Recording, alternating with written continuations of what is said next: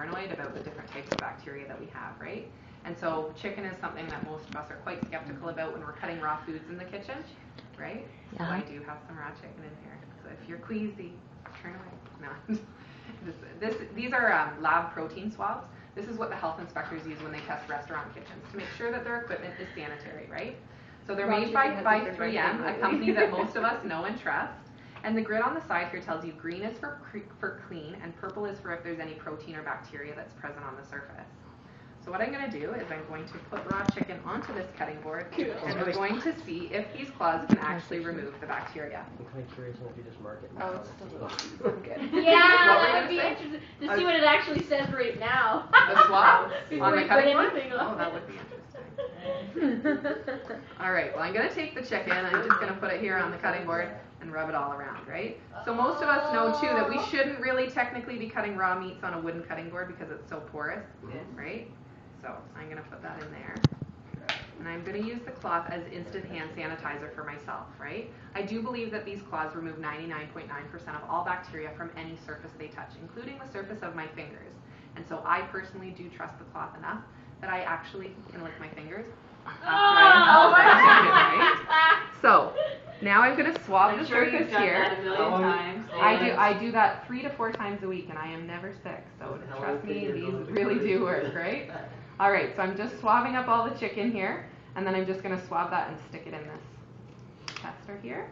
And the solution is going to tell us if there is any protein there, right? So you can see that the swab is purple right away to show us that there is protein and bacteria present on the surface.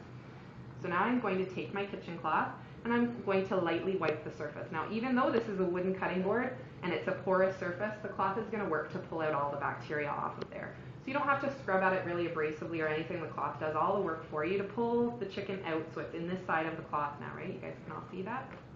So now I'm going to take this swab and I'm going to swab the surface again to see if there's any traces of bacteria left after the cloth has cleaned it.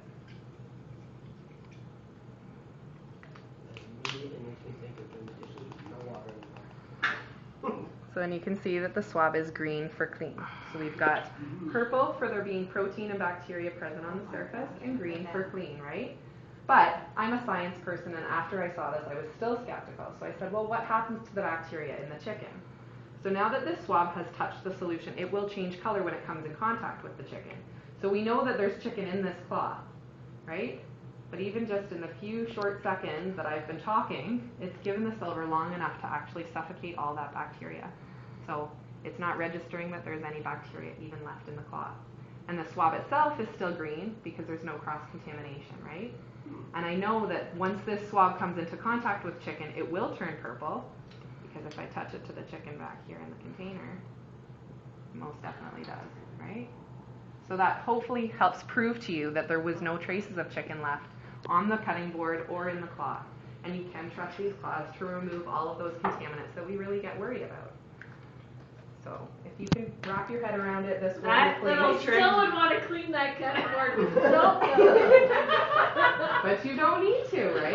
Like, that demo has got to be like your biggest selling. Absolutely.